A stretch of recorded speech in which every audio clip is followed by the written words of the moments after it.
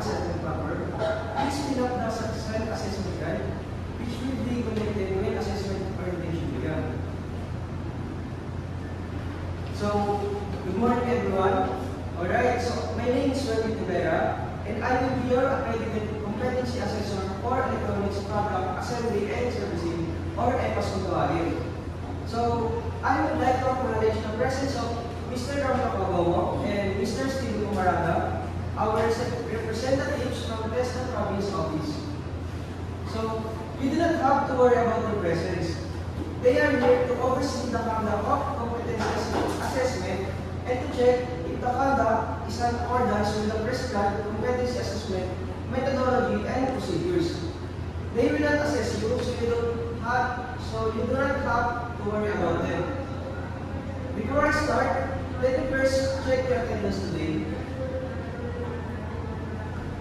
Here.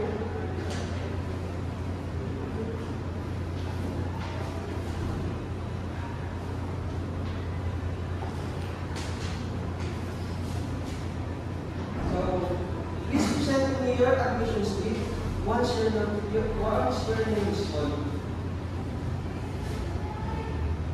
Mr. Jan Sandaya. Thank you.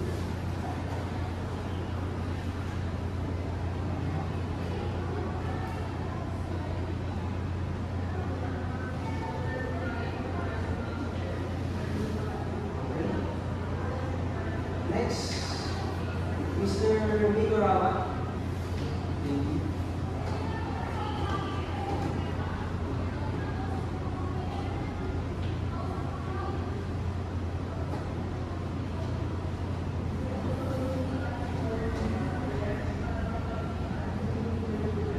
So, I have here with your accomplished self-assessment guide.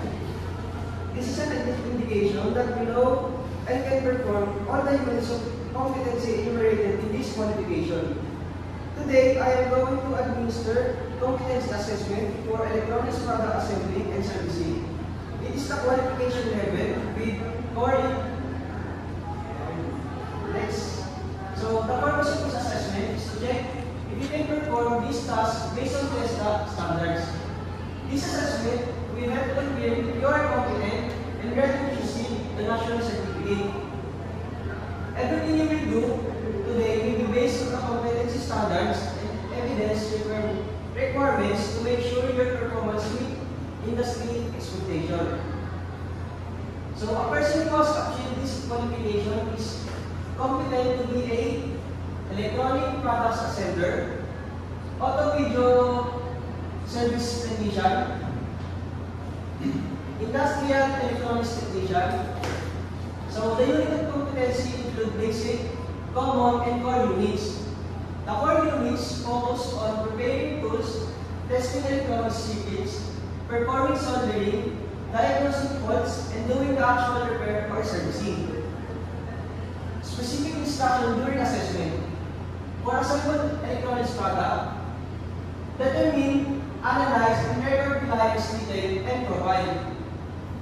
Record and review all information of the individual, tool requirements per enterprise procedures. Match requested destination and activities with client requirements. Another thing here is for service social electronics product and systems. Determine tour itinerary, destinations, and durations are based on the client's requirements. Drug skeletal itinerary based on the client's requirements. Identify and arrange tour components and services in chronological order. Next is service industrial electronics modules, products, and systems. Analyze tool components to determine the fixed and variable cost.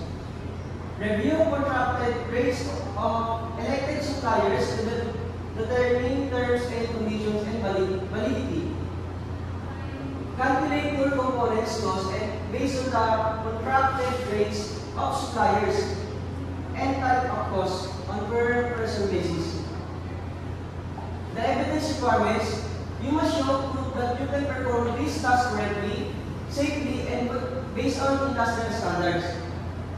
This includes your actual performance, how you use the tools, how you follow procedures, and how you complete the job output.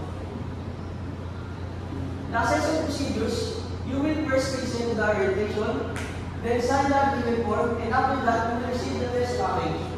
You will perform the task while I observe using a checklist. We will also do some questioning to confirm your knowledge. For the rules, please avoid talking to others. No coaching is allowed, and follow the instructions step by step. For safety reminders, always wear proper PPE, handle tools carefully, avoid short circuits, and keep your area clean and organized at all the time. So, I will now distribute the competency assessment agreement sheets or CAAS. Please read the instructions carefully and answer all the questions outlined in the document. If you need assistance, I will be more than willing to assist you.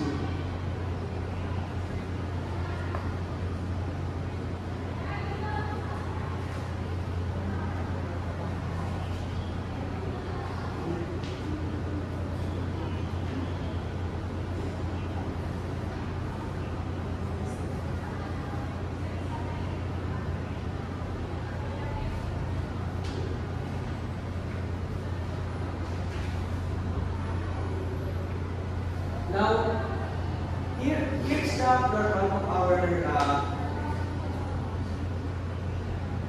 the room. Okay, so here we have the assessment area. Next, assessor observation area, and this is the candidate's workstation, material tools, and tools area. The last one is the safety and waste area. So now, Mr. Ryan, you will now perform the competency activity.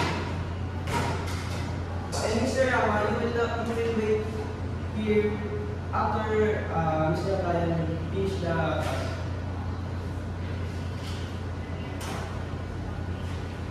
You will only have 6 hours to demonstrate.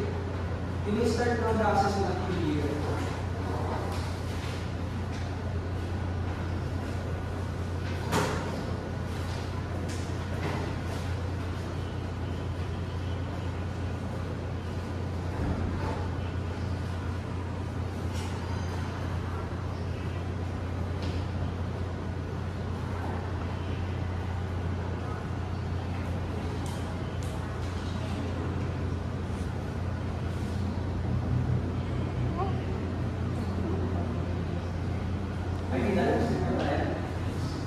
Is this the product that you did?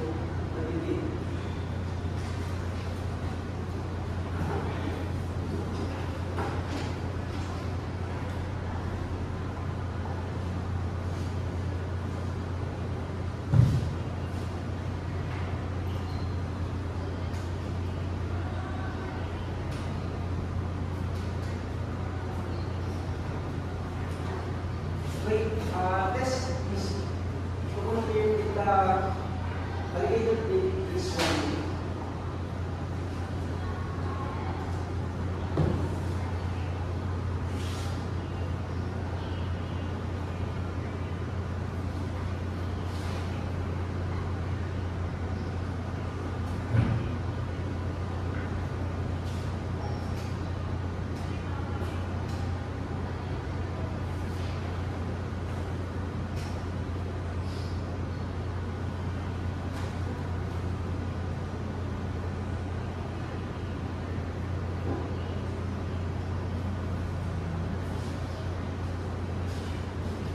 Okay, so it seems you complete the performance task. You can now go back to your seat.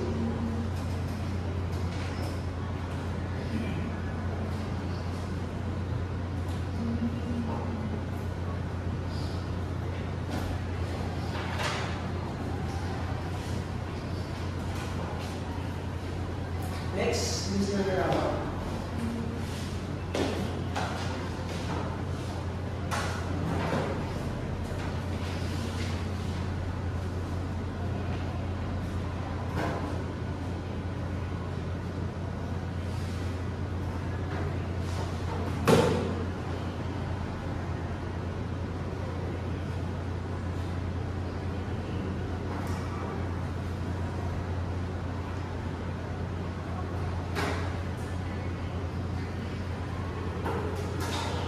Are you done, Mr. Rama? Okay, next test.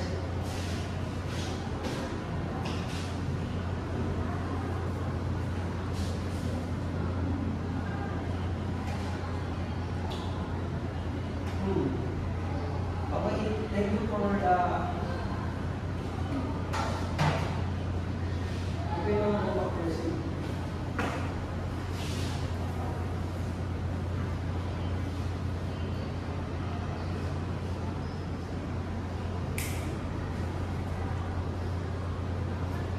Okay, for the final assessment, I will now distribute you the FARS or competency assessment result summary.